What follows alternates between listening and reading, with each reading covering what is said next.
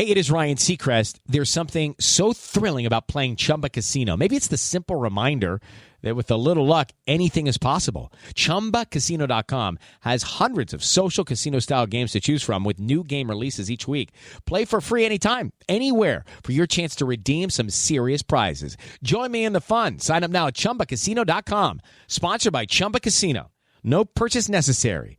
VGW Group. Void where prohibited by law. 18 plus. Terms and conditions apply. It's time now for Johnny Dollar. This is Mrs. Henderson. You asked me to call, Mr. Dollar? Yes, Mrs. Henderson. I'm with Paramount Insurance Adjusters. Oh, yes. You probably know we asked for the inquest into your husband's death. Yes, I know. We're trying to cut up the entire matter as quickly as we can, Mrs. Henderson. I'd like to talk to you. Oh? Hate to trouble you at a time like this. Well, that's all right, Mr. Dollar. When do you want to talk? May I come out to the house this afternoon? There's a nice restaurant called Big Horn Lodge on the highway. How about meeting you there at, say, 4 o'clock? Good. I'll be there.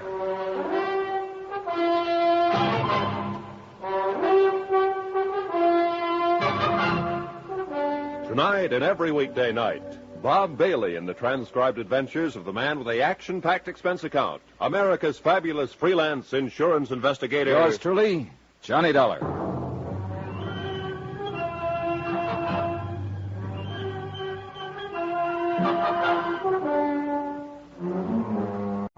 Expense account submitted by Special Investigator Johnny Dollar to Paramount Insurance Adjusters, Hartford, Connecticut. The following is an accounting of expenditures during my investigation of the Henderson matter. Expense account continued. Item 7, $5. One pair of galoshes, believe it or not. It snowed in Culver, Montana during the night, all night. By morning, 14 inches of fine new snow covered everything in sight. After my phone call to Mrs. Henderson, I spent the morning trying to rent an automobile. There was none to be had, so that afternoon I dropped over to see Eve Holton, my sheriff friend. Son, you're going to catch your death unless you start wearing a scarf. Yeah, I'll remember that, Eve. But maybe I won't need one. Oh? Yeah, I think I'll be leaving Culver pretty soon. Well, I hope you don't mean that, son. I'm afraid I do. I'll have to tie this case up one way or another pretty quick. Why? My company wants me to get back home. I got a letter this morning. Oh, well, how can I help you? Well, for one thing, you can lend me your car again. I have a date with a lady out at the Big Horn Lodge.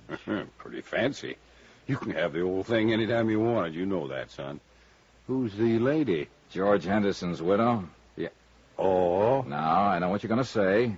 Why go after her? Why bother her until I have something to go on? Well, I got to do something, Eve. I'm no nearer now to knowing whether Henderson was pushed out that hotel window, fell, or jumped. I think I have enough of an idea of Henderson and his wife to pick up some valuable information from her. Any objections? Nope. Johnny, a couple of days ago you asked me to look up people who might have been especially friendly to Mrs. Henderson. You still want to know about them? Yeah, sure. Well, I'm working on it. Anyone so far? Nobody I'd put in that category. What time do you have to be at the Bighorn? 4. It'll take you a while. Wouldn't hurt to start right now. She's parked out back. Okay, thanks, Eve. Good luck. And don't let her rang-dangle you, son. She could do it if she wanted to. Goodbye, Eve. 10 minutes later, I was on the road to Bighorn Lodge, which also happened to be the same road I'd traveled 2 days before to attend George Henderson's funeral. As I drove past the graveyard, white and stark against the blue sky, I noticed a car parked along the side of the road, a little Chevy coupe, about 1952.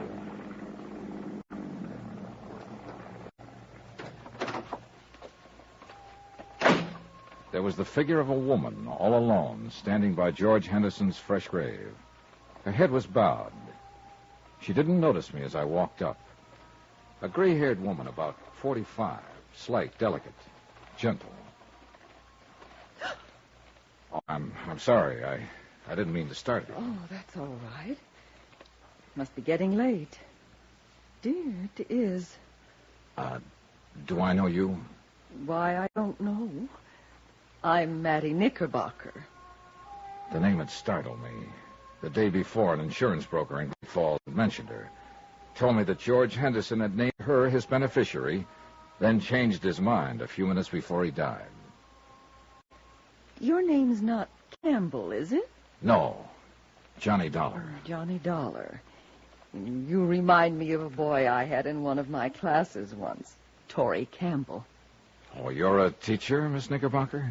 Yes, yes. Everybody knows me, I think. Or at least I flatter myself that way. Well, I should be going. I knew Mr. Henderson, too. Oh? He was a wonderful man, George. He was very dear to me. I'll find it difficult getting used to the fact that he'll never be around anymore. George had a wonderful laugh, didn't he? Yes. Yes, he did, Mrs. Knickerbocker. I never really thought that he ever grew up. Of course, you knew him in a business way, and I'm sure he was very, very grown up in business. But it doesn't hurt to think of him this way now, does it? I don't think so, Miss Knickerbocker. I didn't come to his funeral. I didn't think I could bear it. I thought I'd just drive out this afternoon and say goodbye by myself. Well, I apologize for interrupting you. Not at all, please. Funny little things. The birds in the snow. Oh. Such tiny, wonderful little things. A little bit of God in each of them, Mr. Dollar, wouldn't you say? Yes, ma'am. I don't know why. I think George would like to know they're here, near him. Miss Knickerbocker, I have to tell you... No, you don't, Mr. Dollar. I know who you really are. Everyone in town knows. You seem like a nice young man. Was it curiosity that made you stop your car? Yeah, I suppose so. I apologize. Oh, you needn't. I'm just an old friend of George's, saying goodbye to him.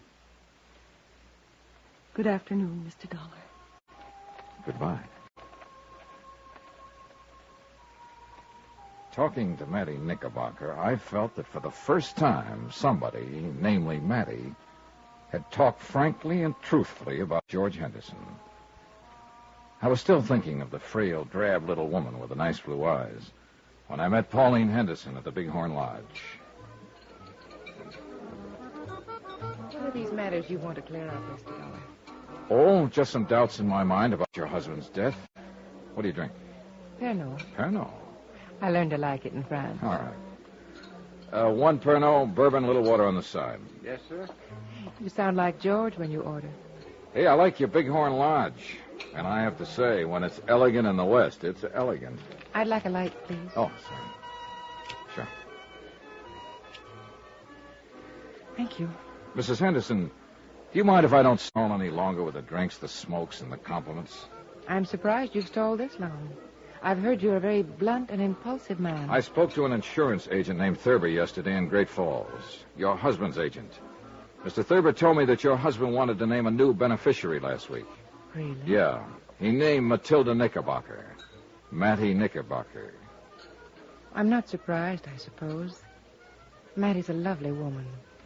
I know George was very fond of her. Mr. Thurber also told me that Mr. Henderson changed his mind about that the day he died. In fact, he phoned Mr. Thurber in Great Falls and told him to leave the policy as it was. He did that a few minutes after you left his hotel room, a few minutes before he died. Can you explain any of that, Mrs. Henderson? Why don't you ask Mattie Knickerbocker? Because I don't think she'd know. I ran into her this afternoon, and I talked to her. Or not about this, just about other things.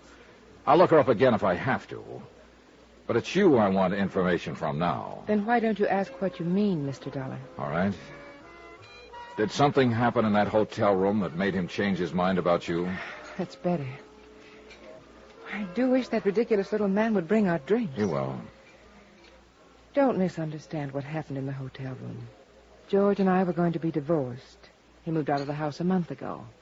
We went to his attorneys and drew up a tentative property settlement. You mean... Dunlap, Eder, Reardon, and Blake, Great Falls. They have a copy of that settlement. George was quite generous to me. So I didn't kill him for his money, if that's what you're thinking. Here we are, sir. Pernod, bourbon. Thank you. I didn't see George for 3 weeks or so after we made the settlement. Then we happened to meet one day in Culver, and Well, we had a rather bitter argument. It was one of those ridiculous things. We quarreled and parted very angrily. The whole thing was childish. My first impulse was to go right back to the lawyers and demand every unreasonable thing I could on the divorce settlement. I guess George's first impulse was to cancel me out as his beneficiary. Did you go to a lawyer, Mrs. Henderson? No. No, I cooled off. I cooled off considerably, Mr. Dollar. After all, George had been everything to me most of my life. I was truly sorry we never got along as man and wife. I'm glad that we made it up before he died. That morning. He apologized when I came by the hotel. I apologized. After I left, he fell out the window.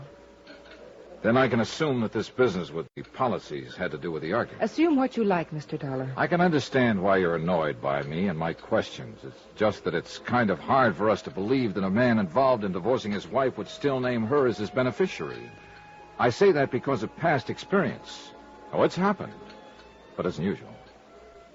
I could have told you that we were reconciled that day in the hotel, that we were going to drop the whole divorce matter, and that George was coming back to the house to live. Yes, you could have told me that, Mrs. Henderson.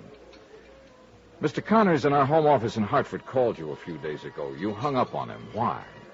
Well, I was very upset. I've never been a widow before. Uh-huh. I believe you, Mrs. Henderson. Sitting here like this. You're a lovely person, and I know it. And you know it. And this is a pretty nice place to conduct business. Why didn't you ask me to your home? I preferred to talk to you here. That's what I thought. I saved all the did your husband have any enemies and did he seem depressed questions for another time. But before I went to bed that night, I read and reread Mrs. Henderson's testimony given at the coroner's inquest. The next morning, I interviewed all of the people at the Butte Hotel who'd been on duty the day Henderson fell out the window. After that, I dropped in to see Eve Holton. Here it is, Johnny, right here. Personal effects of the deceased included 4 suits of men's clothing, 14 shirts, 5 pairs of hosiery. Was there a bottle in that room, Sheriff? Liquor? Yeah. No bottle. Nothing like it, son. All right. He didn't call down and have a bellboy bring him a bottle or send him any drinks. The chambermaid swears there was no liquor in his room all the time he lived at the hotel. You say he was a light drinker. Now, what light drinker takes a nip before he has his breakfast? Who said he had a drink that morning? Mrs. Henderson. What? On the witness stand, under oath at the inquest. She testified that her husband had a drink before she came up to the room and while she was there. Now, mind you, she didn't say he was drunk. But she did say he had been drinking. You read over that transcript. So? So I think she threw that in, made sure it got in, because it's sometimes hard to believe that a cold, sober man will walk out of a hotel window and kill himself accidentally. A drunk or a drinker might do it. You and I and everybody at that inquest somehow got the impression that Henderson was slightly tipsy that morning. And Mrs. Henderson saw to that. Now then, if Henderson had a drink, I want to know where he got it. Tell me, Eve. No bottle in the room, no bottle brought up to the room. Where did he get that drink? That's a pretty good question, son.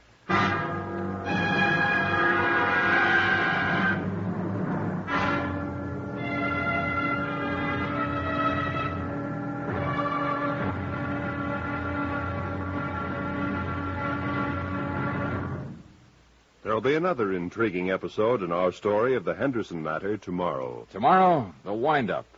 Yeah, the whole case blows sky high. Join us, won't you? Yours truly, Johnny Dollar.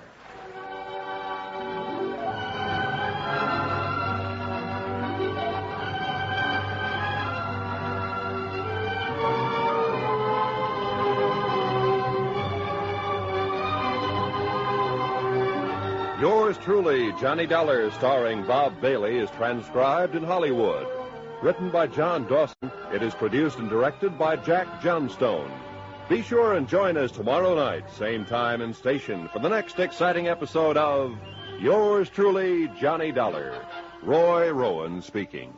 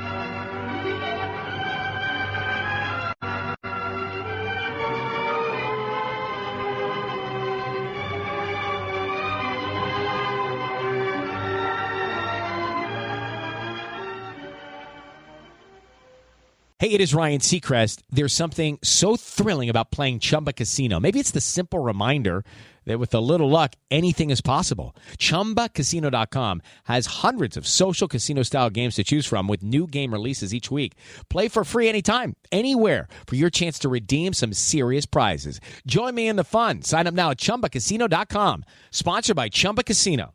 No purchase necessary. VGW Group. Void where prohibited by law. 18 plus terms and conditions apply.